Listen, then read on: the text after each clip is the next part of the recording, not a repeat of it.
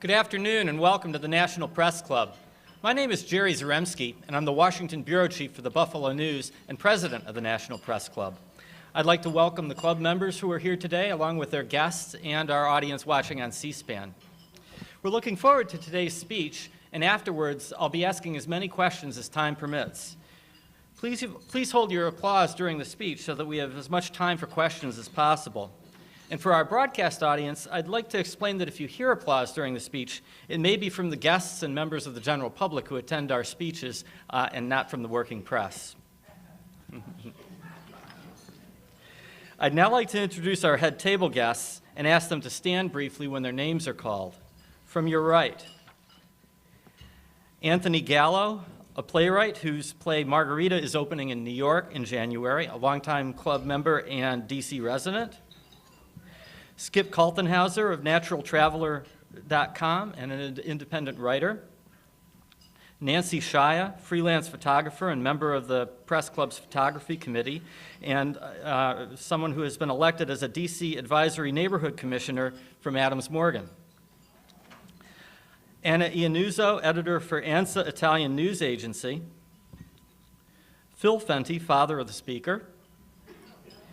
Tina Seeley, reporter for Bloomberg News and a former constituent of Mayor Fenty's when he was in the City Council.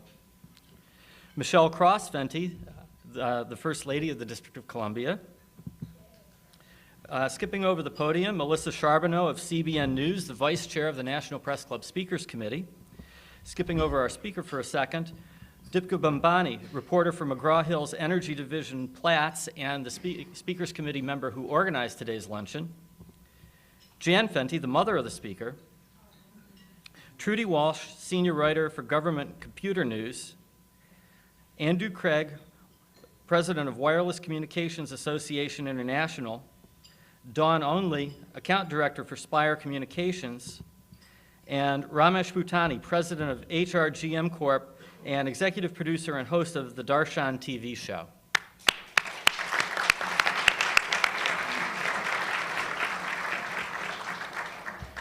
The neighborhood where I live, the historic Logan Circle area about a mile northeast of the White House, has undergone many changes in the decade that I've lived there.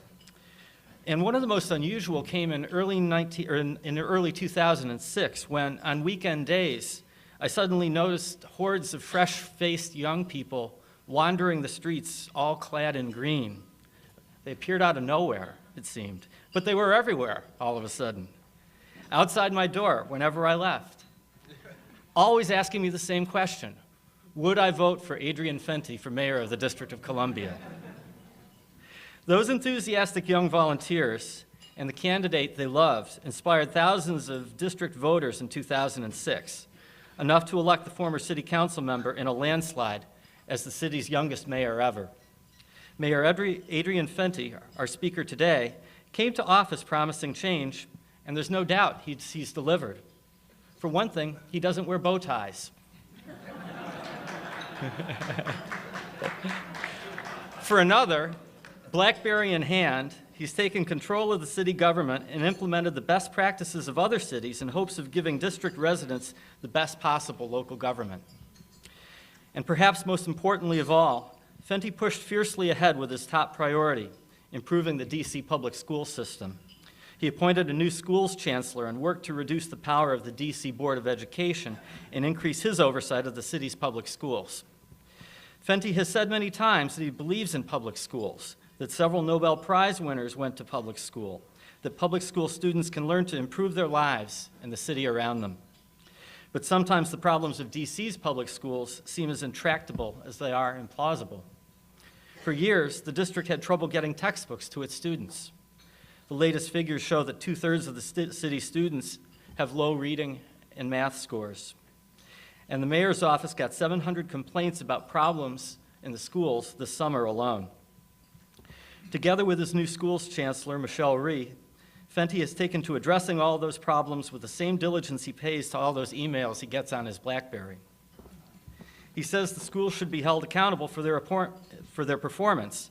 And given that his address today is called Mayoral Accountability in Education, it seems he wants to be held accountable as well. Mayor Fenty, welcome to the National Press Club.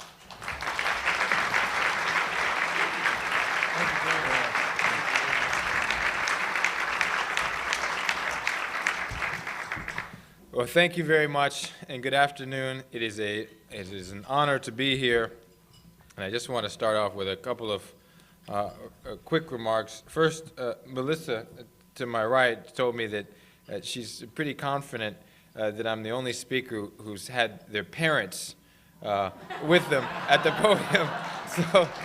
So with that in mind, can we give a round of applause to the people who've known me from the beginning? My parents.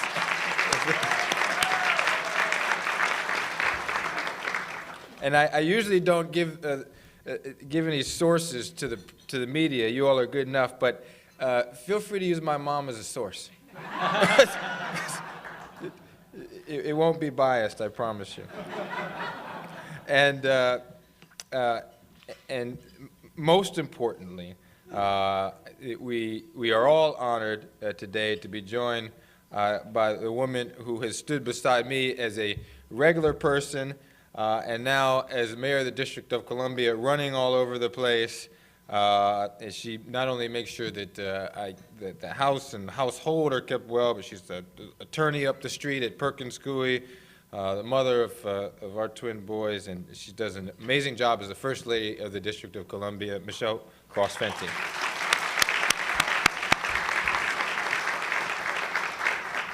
So let me just start off by talking globally.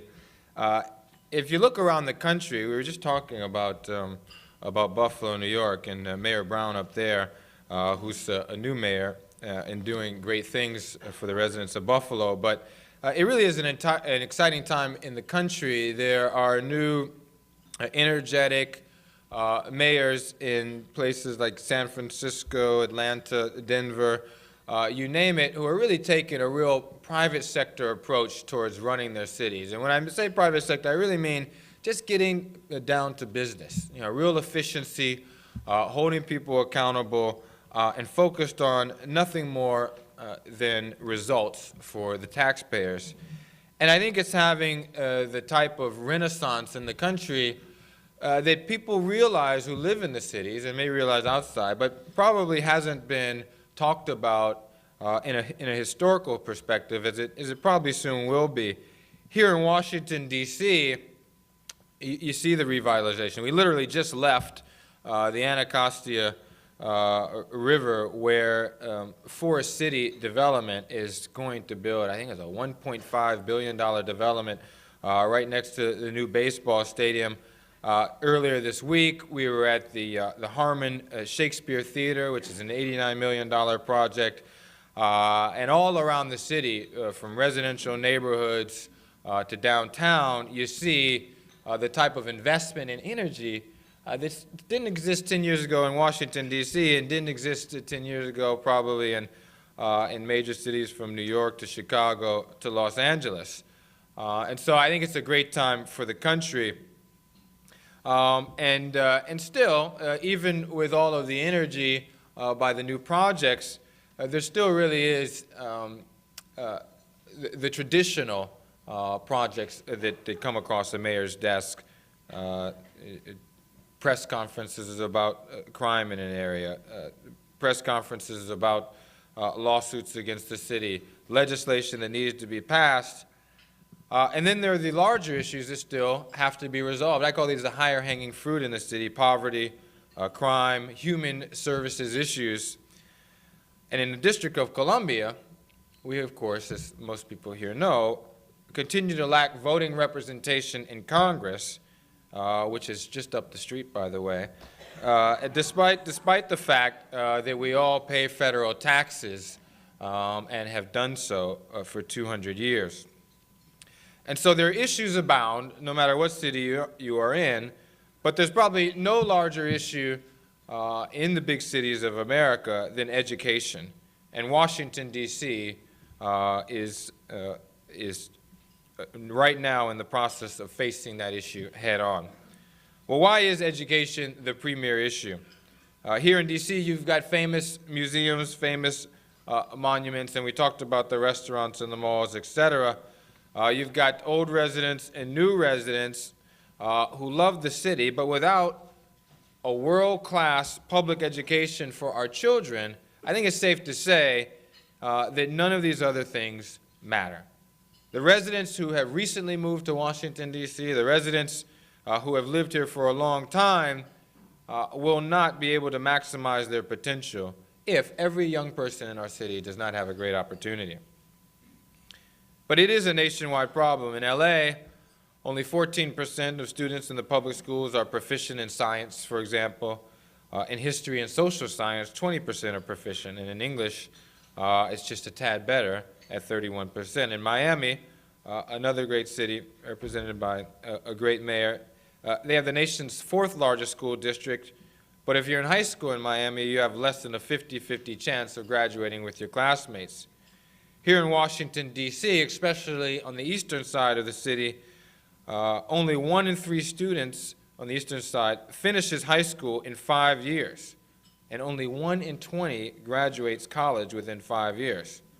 So for a group of this size, that means that only a handful or 2 of us would have graduated college within 5 years. It would mean that all of us, the professions that we have, journalists and otherwise, would not be in those professions today.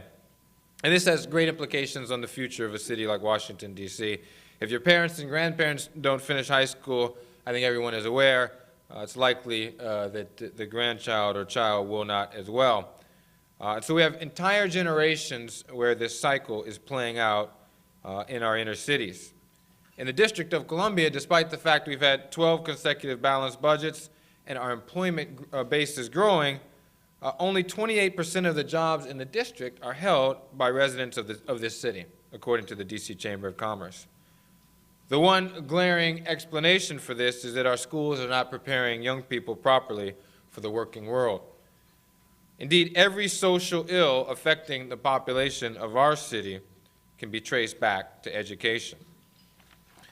If you take what's happening in these cities and dozens of others across the United States, I think you can understand why we, in our administration, have been so uber-focused on education. Literally, the day after I was sworn in, we submitted a plan to do as has been done in other jurisdictions and have the mayor be put in control. Well, we want to talk about how you get results in a broken school system. The number one thing that we've said is that you have to have someone who is accountable. There's a quote by Mayor Villaraigosa of Los Angeles that says that too often in the school system you get caught up in a debate over who will have the power or who will have the control. But what really should be the debate, Mayor Villaraigosa said, is who will make sure that there is accountability. Bloomberg says, for decades, politicians just threw money at our schools without holding them accountable for success, and a generation of children paid a heavy price. I think most people who know the District of Columbia school system know that money is not the issue. In fact, we spend more per capita than most jurisdictions in the country, but have for too long, our results have been at the bottom. Year after year in D.C., superintendents come and go. The council would continue to appropriate a larger budget for the school system, and again, every year test scores went down. 20 years of reports, a central administration that resembles the most disorganized and inefficient organization that anyone in the government can recall, and examples of inefficiency abound. There's a recent story that the chancellor has told me about of a principal who couldn't get the books for her students because of some procurement snafu. Well, the chancellor inquired further only to find out that this huge problem preventing the principal from having the books that she needed was that the budget had been blown by $1.24. Well, the chancellor said, well, how in the world could we then not get the schools merely because we're over the budget? And of course, she was told, as has probably been the custom for decades, those are the rules. And when you rely on rules instead of relying on what's best for the kid, to the point where just a simple fact of being $1.24 over a purchase order allows you to not get textbooks to the school, I think people realize that not only is there severe mismanagement, not only does there need to be a reworking of policy, but again, there is no accountability in the school system. In the rest of the government, the mayor is in control. The mayor decides who will run the agencies. If they don't get it done, they are relieved of their job, and the council has direct authority over the budget of the agency. So we decided that if we were going to mirror some of the progress that you've seen in other agencies, and my predecessor deserves a tremendous amount of credit for that, that we would have to have the same type of accountability in the District of Columbia Public Schools, and that would be that the mayor would have to be in control. Now, the good thing for us is that we are essentially the fourth big city in this country to go with mayoral control, going all the way back to Mayor Tom Menino 15 years ago, who first tried the approach, and then coming along to Mayor Daley in Chicago and then Mayor Bloomberg in New York. All were initially criticized. I think that they also were all thought to have been committing political suicide. But if you look at the results of mayoral control, I think you see why it makes sense for Washington, D.C. In Chicago, when Richard Daley faced a $1.8 billion deficit, he also was able to correct that within a few short years and now operate in the black. He was able to start things that would have been unimaginable under a political school board. Mandatory homework, ending social promotion. Of course, in the District of Columbia, a huge majority of our kids can't read by the time they're in the third grade, but continue to be promoted. It's inspiring that jurisdictions like New York and Chicago have been able to say, we are going to stop this process and people are going to be held accountable. In New York, they've raised graduation rates 20% in a school system that's 20 times the size of the District of Columbia, in addition to raising test scores. And as Joel Klein were standing here today, I think one of the things that he would emphasize is that the greatest increases have been amongst the minority children in New York City, African American and Latino youth who had the farthest to go. And so, like these other jurisdictions, after we were able to introduce the bill and get such great support by the Council of the District of Columbia and establish mayoral accountability on June 12th of this year, we knew that we had to make sure we got a great team in place. And all throughout the district government, I'm here to say you will find the best and the brightest.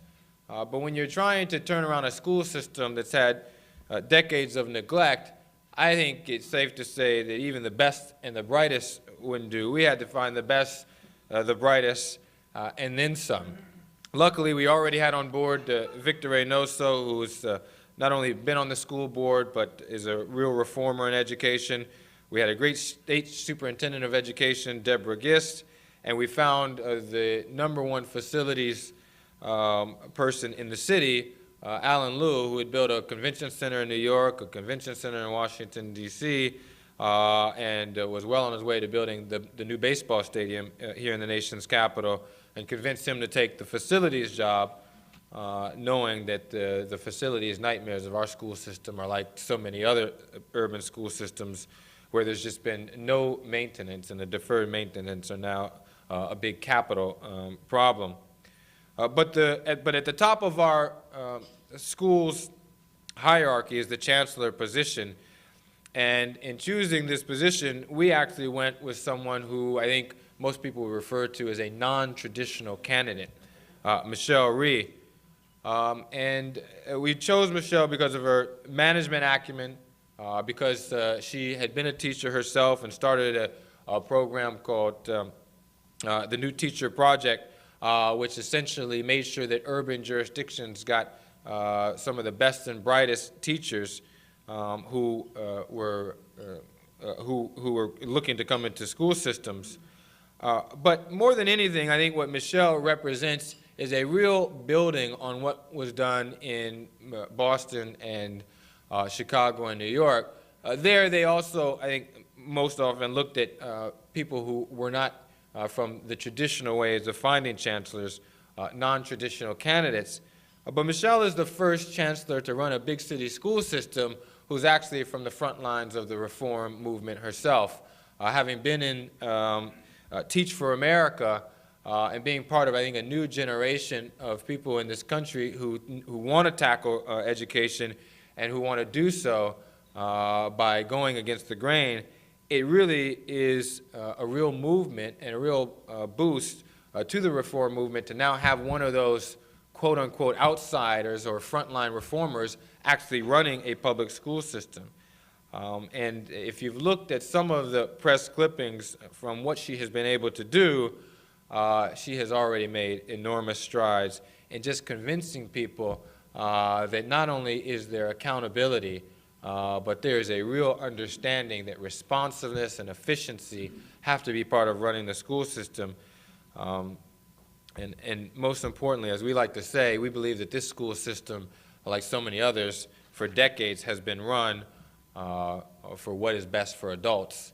And the Chancellor and I are committed, as is every other district resident, that we will from now on only run the school system for what is best for children. And so now we are at the point where we have to make sure we are measuring results. You're not going to have a school system merely by hiring a great team, though that is an essential component. We are now looking towards other jurisdictions and looking inward to say, well, what are the ways that we will measure our performance? We looked to Boston, a school district roughly the size of ours, where the number of 10th graders passing the state English and language arts exam has doubled to 86%. In Chicago, they have nearly doubled the number of students in grades 3 to 8 who are proficient in reading and math. And just a couple of weeks, New York City, under Mayor Bloomberg, won the $500,000 Broad Prize for its school district's accomplishments under mayoral control, including, as I mentioned, closing achievement gaps for students of color. We plan to set clear performance goals. We in the district government have been using the CAPSTAT program to measure performance by the numbers. We plan to look objectively at response times, expenditures, and results in the school system as well. Again, the residents of the District of Columbia deserve the same quantifiable results from their schools that they have come to expect from the rest of the government. At this moment, for example, we have 2 teams of auditors who are combing the finances and operations of our school system. This is the first time that an examination of this nature has ever been done. We expect not only to increase efficiency, but to find ways to save administrative costs and direct the education dollars from central administration to where they belong, and that is the classroom. Just a little bit about what has gone on since June 12th, the day we took over the school system. Although our students are only in their 5th weeks of classes, and it's too early to start looking at test scores, again, accountability seems to be pushing its way through the school system, and we'll continue to push it faster. There's an example of an employee in our school system who made a $227,000 mistake. Essentially, a lot of you know that in these legal cases where people take on the school system and say that the young person doesn't have, their child doesn't have all of the resources they need in the schools, that if the school system doesn't provide those resources, then the child can go to a different school. Well, one of our employees didn't even bother to respond to the initial legal filing, and we found that that happened in a couple of different instances. We found out that the school that the young person was eventually transferred to, because of the employee's mistake, cost $227,000 a year. And so in an effort to show accountability, and something that has been a hallmark of Chancellor Reece since she took over, that employee no longer has their job. We have hired 425 new teachers and 20 new principals and paid them on time. We've created a new system to keep track of textbooks and deliver more than 97% of them to the classrooms on time. Again, these two things, at the very least, sound like the basics of a school system, but if you know urban education, you know that paying teachers on time and getting textbooks to kids on time, unfortunately, seems like it rarely happens.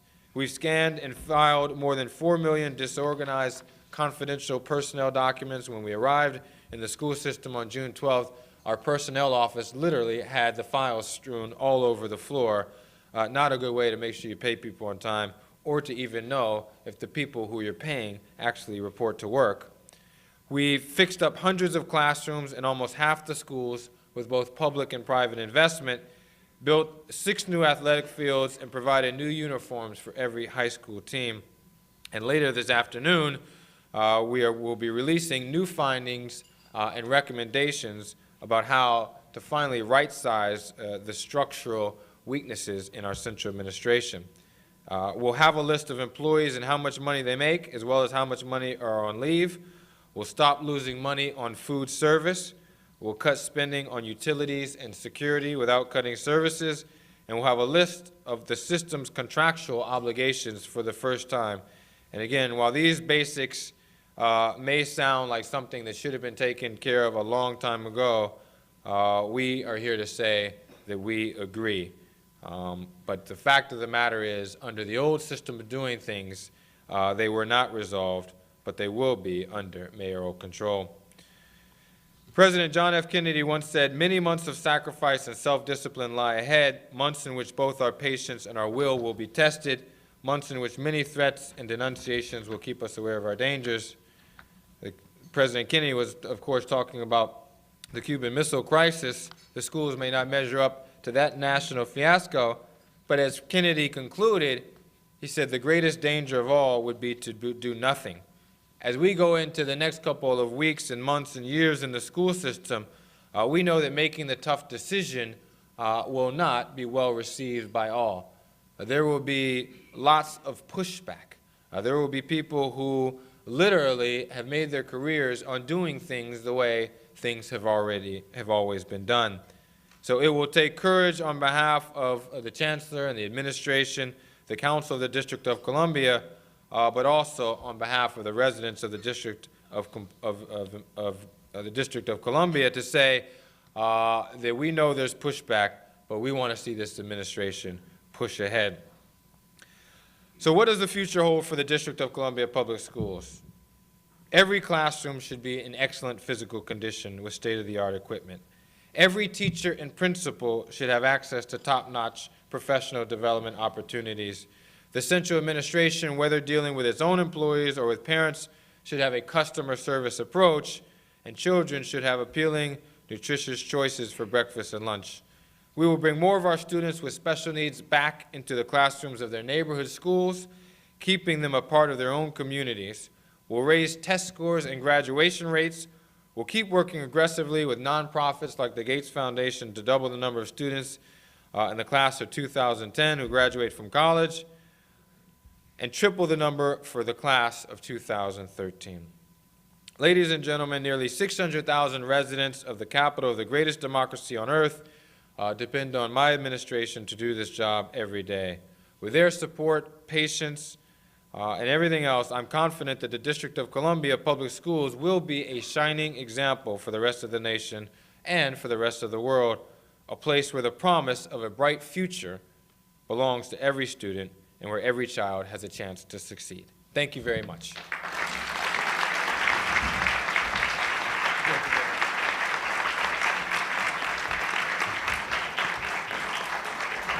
Thank you, Mr. Mayor. We have a lot of questions about the schools, a lot of questions about other topics as well. First of all, how long will it be before DC has a public school system that it can be proud of? Well, I think the best way to answer this question is to look at other jurisdictions. The most measurable improvements in New York, literally the raising of test scores, across the board, especially amongst lower income and minority youth, have happened within the past year. And I think they took over the school system in 2002. So I think that those 8% gains and more in test scores and achievement will probably take a similar amount of time. What we've hoped to do at every stage is to show measurable progress. Because if you're like me and have lived in the city your whole life, you know that for decades you saw almost no progress in the school system. So the renovation of buildings, the hiring and paying of teachers on time, making sure that textbooks are available, and making sure that if things go wrong that someone is held accountable are things that have already been done at both small and intermediate levels, and we'll keep pushing that to the bigger issues as we're in control of the school system longer. President Bush talks about accountability with his No Child Left Behind education initiative. What's the fundamental difference between your approach to accountability and the president's? Yeah, I mean, I think the president has some similarities in that, you know, they want to hold schools accountable in the No Child Left Behind Act, and it makes sense. I think if a school is underperforming, then you need to have a private sector approach. You shouldn't keep that school running. You should find a way to either reconstitute it or find a school that is working in the system and strengthen that one. The difference, of course, I think, is in the implementation, where No Child Left Behind, I think, will move on the broader, more federal level. We can do it on the ground. We can make immediate changes even before a school gets to be non-performing and has to be closed down or reconstituted, though we think that that's an important component to running an urban school system in the 21st century as well. Should parents be held accountable for the performance of their children in school? And if so, how does one do that? Well, I think the best approaches I've heard of to really trying to get parents more involved in the school system is really to do it more with the carrot. When I was on the council, people kind of batted around various ideas to give a stick to parents, but it never really got anywhere. Contrast that with Miami under Superintendent Rudy Crew, where they've established these parent academies that are set up after school in so many areas of Miami, and the parents come in, get not only trained and taught about how to supplement what's happening in the school and during homework, not only are taught classes themselves, but really taught the essential ingredient for any parent who has a kid in any school system, private or public, and that is to be more demanding, to really push the principals and teachers, mayors and chancellors to do more with their children and more with their children's education. So we're kind of looking more at that parent academy model that they've had successful in Miami and other places. How important are preschool and after-school programs to ensuring the success of public school students? I would say critical. I think both in the academic world and in the quote-unquote real world, we've seen how early childhood education makes all the difference in the world. And here in Washington, D.C., the failure to make sure that young people learn to read at an early age, learn the other basics of education, it has drastic results. Like a child who can't read by the time they're in the third grade never will probably catch up, and we have to reverse that immediately. And I think it starts by emphasizing early childhood education. Are there any areas where the DC schools are working well? If so, why? Sure. There are, and yeah, I graduated from DC Public Schools, as did tons of other people who I think you would qualify or categorize as successful. So there are a number of successful teachers, a number of successful principals, and even successful schools. But even in the success stories, the problem of accountability still remains. So if you take a school, for example, like Horace Mann or Banneker, that not only are some of the top schools in the region, but top schools in the country, if you go talk to the principal or teachers of those schools, you'll find that there's just far too many no's coming out of central administration. And what do I mean by that? Well, if the principal wants to set up some new program that makes sense to them and how they can continue to improve test scores and do well, the central administration very quickly and eagerly finds a way to tell them that they can't do that. And we really see our responsibility both in the areas of our school system where things aren't working well, and even where they are, to find ways to get to yes, to find ways to enhance the principals' creativity, ingenuity, and to give them the flexibility they need to succeed. How have DC charter schools shaped your initiatives for the public school system, and do you see their influence expanding in the future? So I think the charter schools are probably more reflective of how school systems were originally thought to work. I don't think that anyone ever envisioned that a central administration would become as big, as bloated, and as bureaucratic as it has in some of these big cities. Someone said while we were going through the school reform debate that the goal of an urban school system should be not to have a system, should not be to have an excellent school system, but rather to have a system of excellent schools. And so how that plays out is that you should not try to have a cookie cutter approach, that you can have an excellent school like School Without Walls, that's very different than an excellent school like Banneker in our system. And I think that's where the charter schools have gotten it right. And I think Bloomberg has taken the right approach. You don't ever want to get into this thing where it's either or. You can have successful charter schools and you can have successful traditional public schools. Do you believe the fix for a broken school system in DC should include a plan for school vouchers? Why or why not? Well, I'm not a traditional voucher proponent. We have a voucher system here in the District of Columbia that was established under my predecessor. There are kids in the program who are relying upon it, and I have every expectation that it will be renewed in the out years. But suffice it to say, our focus is 100% on making our public school system work for everyone. Do you plan to implement greater security measures to protect students and teachers? Well, if this means security in the traditional sense, absolutely. We have to do so.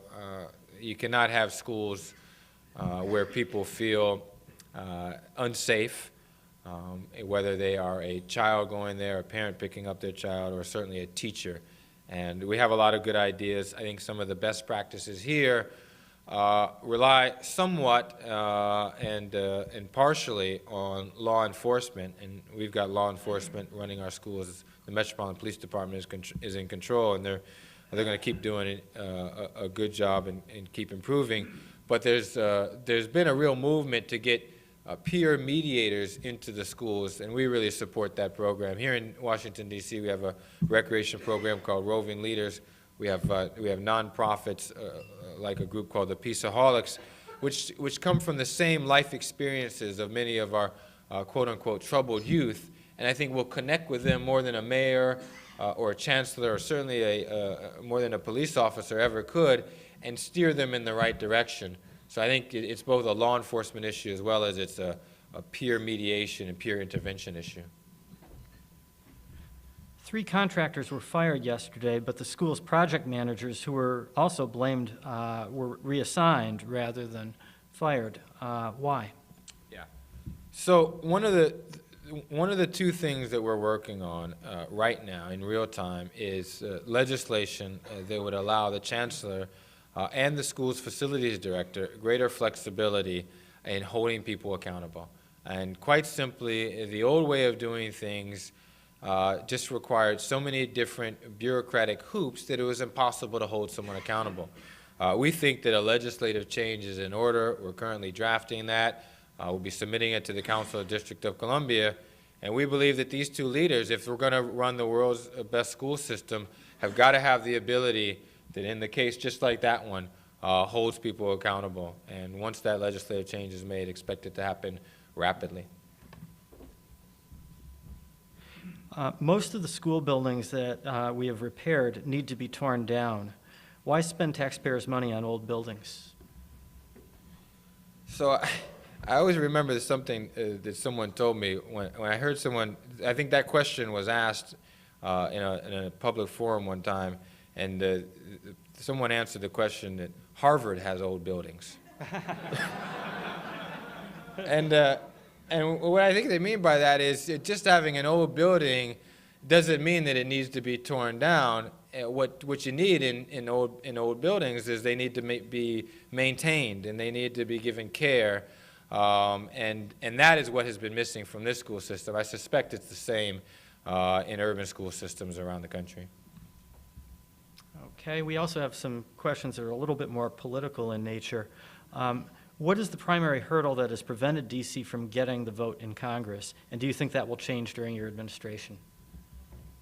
Well, it's hard to pick just one thing that has prevented the city from getting the vote. You know, as I look to the vote that the Senate fell short on last month, I saw the ability to get to the point. We got 57 votes for the Davis-Norton bill that would have given us the full vote in the House of Representatives. I saw that as a real confluence of so many different positive things. We had great media focus on the issue. The citizens of the city really pushed hard, especially through the DC Vote Organization. The council and the mayor, both my predecessor and the current council, tried to work very hard to make sure that they understand it as the priority of the local officials. And then you just had you really did have bipartisan support, not enough at the end in the Senate, from the Republicans, and even a couple Democrats fell short. But I think we've got great momentum. I was on the floor of the United States Senate when they took the vote, and I really just say, in my honest opinion, I think that there were more votes there than 60. But everyone knows how legislatures work, and there's a lot of arm twisting, et cetera. And what we have to do now is both kind of prevent the arm twisting, try to reverse it, and then also look to the next elections in next fall as a way to build on those 57 votes.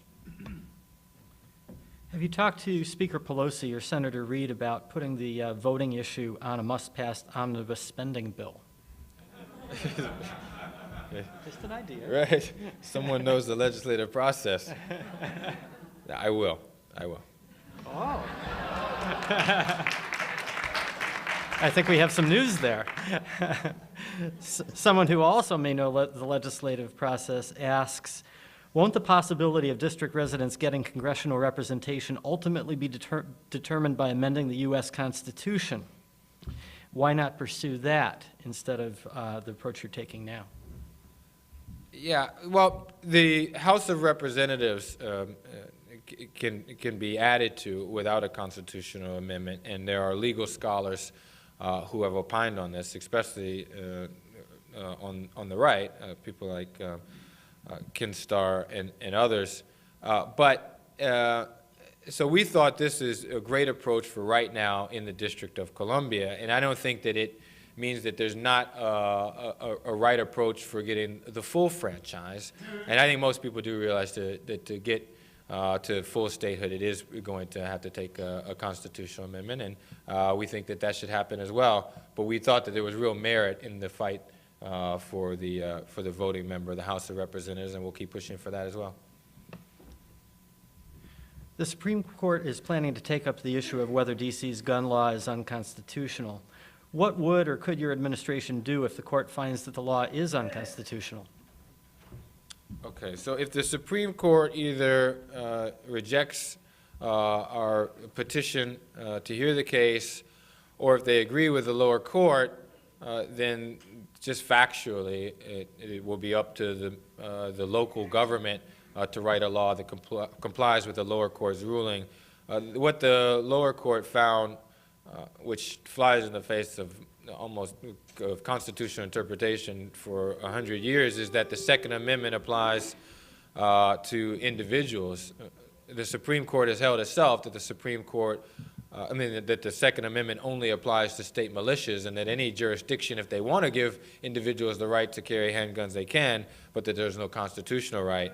And so we're going to argue that case. We're confident we'll win, but hypothetically, if it didn't go our way, we'd have to write a law that would allow people to have handguns inside the homes. It's important to note that the lower court said nothing about handguns in public or in the streets of the District of Columbia, only allowed for them to be held in the home. And of course, that law has not been overturned, so right now handguns are still illegal everywhere, including inside the homes. In light of the heated debate over illegal immigration, how have your views developed on whether D.C. should become a sanctuary city? Yeah, to be candid, there really just has not been a lot of discussion on this issue. We probably need to have that discussion and debate, but it hasn't happened yet, not since I've been a mayor.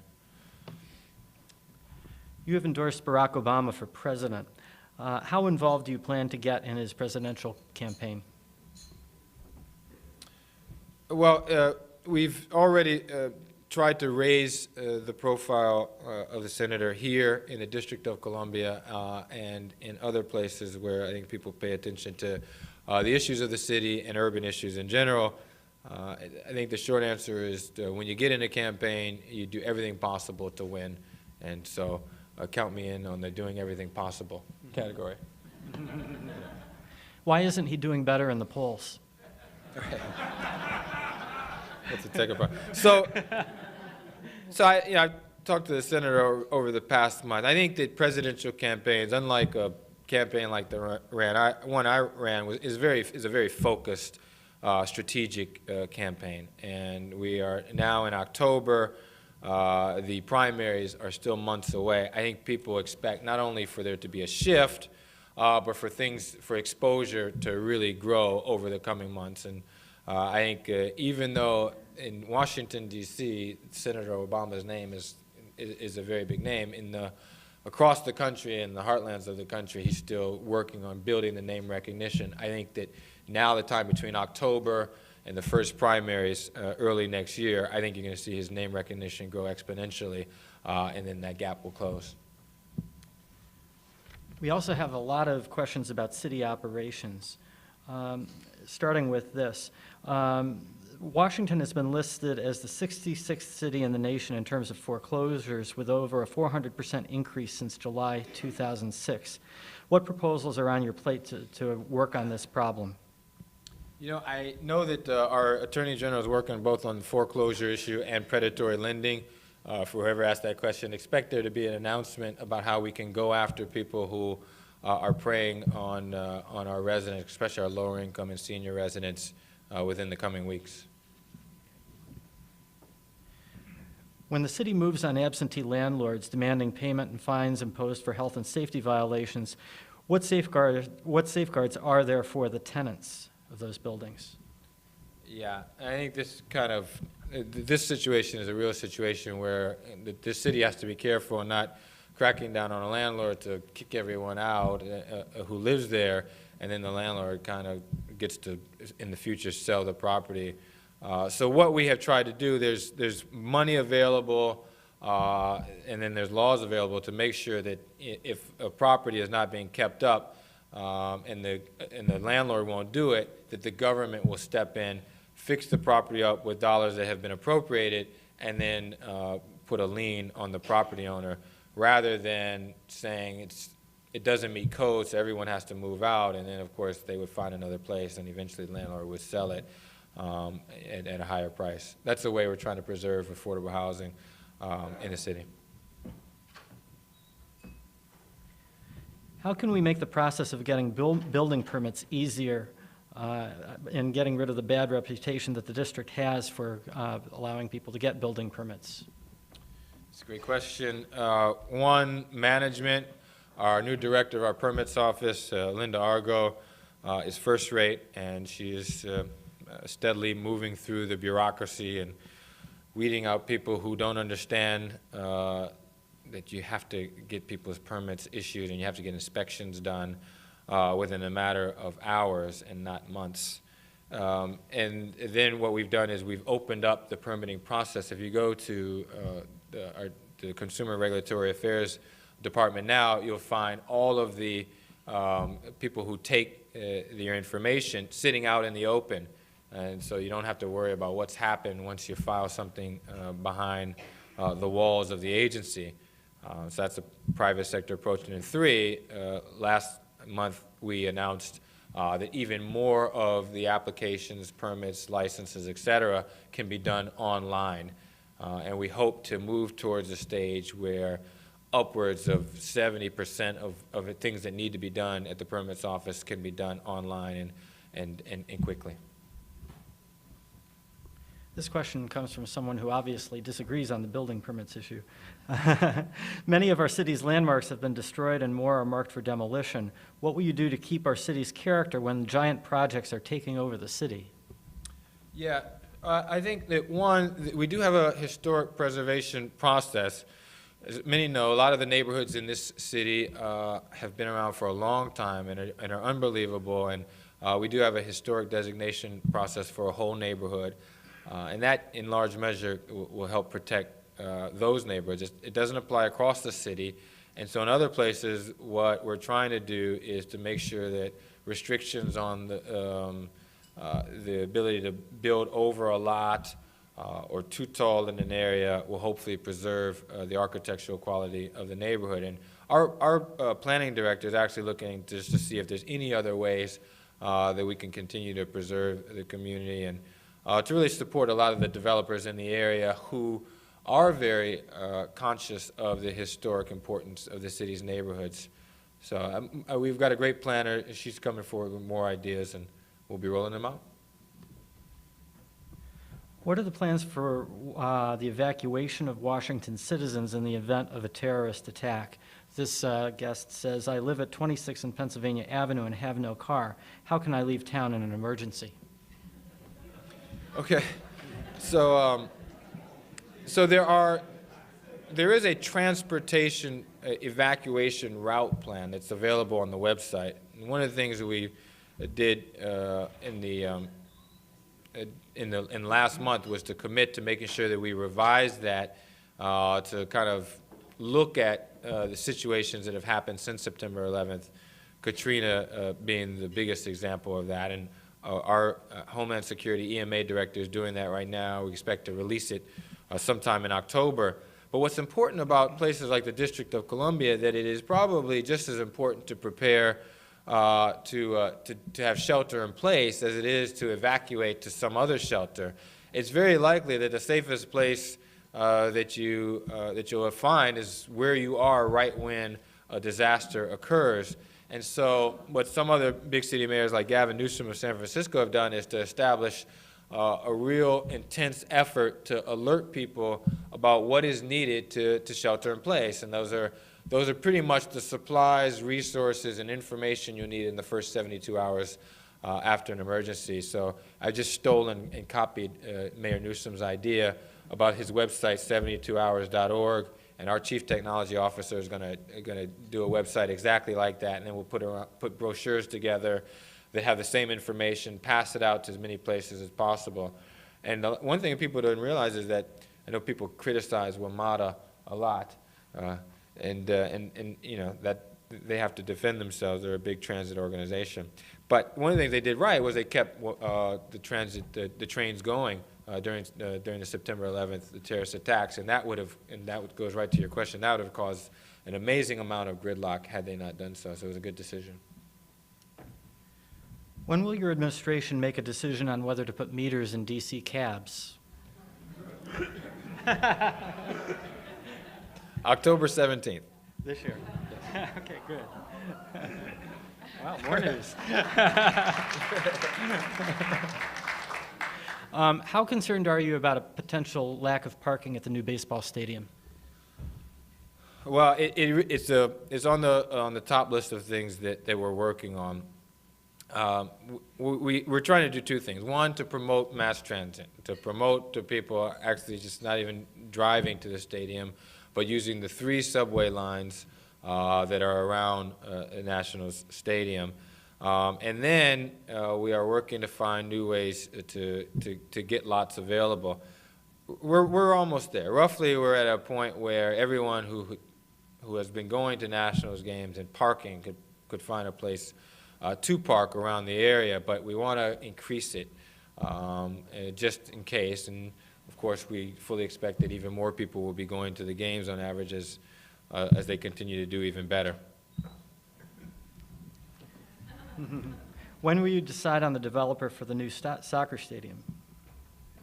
I think that question is probably more deciding the developer for the Poplar Point site, and that will, the responses to the RFP are due in October, and I'm pretty sure there's a 45-day window that the administration then has to decide on what is the best use for Poplar Point. Now, the tie-in to the soccer stadium is that there was a prior proposal to just sole source the land for that purpose. We decided that 70 acres on the Anacostia could only be developed after vetting it out and getting great ideas from a lot of different developers. We expect many of those will probably propose a soccer stadium, and if that is what's best for that area and for the people of the city, then that's what we would decide. What's the ultimate answer to the low water pressure problem in the district, which is hampering the efforts of firefighters? Yeah, the short answer is to get larger pipes. Actually, the pipes are old; they're 6 inches. In some of the newer parts of the city, the pipes are 20 inches. And I mean, you don't have to know anything about anything to know that a 20-inch pipe is going to move 3 times as much water as a 6-inch pipe, and we've got to make it happen faster, and we will. We are almost out of time, but before I ask the last question, we have a couple of important matters to take care of. First of all, let me remind our members of our future speakers. On Monday, October 8th, Congressman Dave Obey of Wisconsin will discuss the showdown over the federal budget priorities. On October 10th, Robert Zoellick, president of the World Bank, will be here to discuss an inclusive and sustainable globalization. And on October 18th, Lynn Cheney, wife of the vice president, will be here to discuss Blue Skies, No Fences, her soon-to-be-released memoir about growing up in the years after World War II and the 1950s. Second, we have a lot of traditions here at the National Press Club, including the presentation of our plaque to our speaker and the much-coveted National Press Club mug. Wonderful. Wow.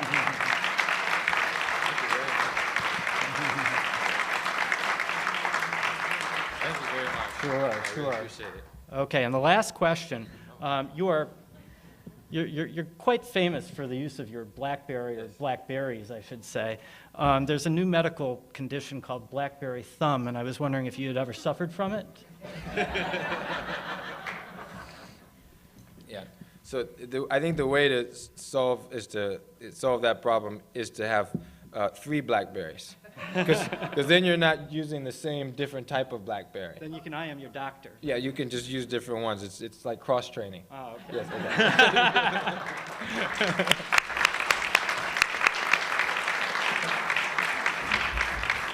Thank you very much, Mayor Fenty. I'd like to thank all of you for coming today. I'd also like to thank National Press Club staff members Melinda Cook, Pat Nelson, Joanne Booz, and Howard Rothman for organizing today's lunch. Also, thanks to the National Press Club Library for its research. The video archive of today's luncheon is provided by the National Press Club's Broadcast Operations Center. Press Club members can also access free transcripts of our luncheons at our website, www.press.org, and non-members may purchase transcripts, audio, and videotapes by calling 1-888-343-1940. For more information about joining the Press Club, you can contact us at 202-662-7511. Thank you. We're adjourned. Thank you. That was great fun. Yeah. Really impressive. There was a lot of questions. There were a lot of questions. Yeah. They did.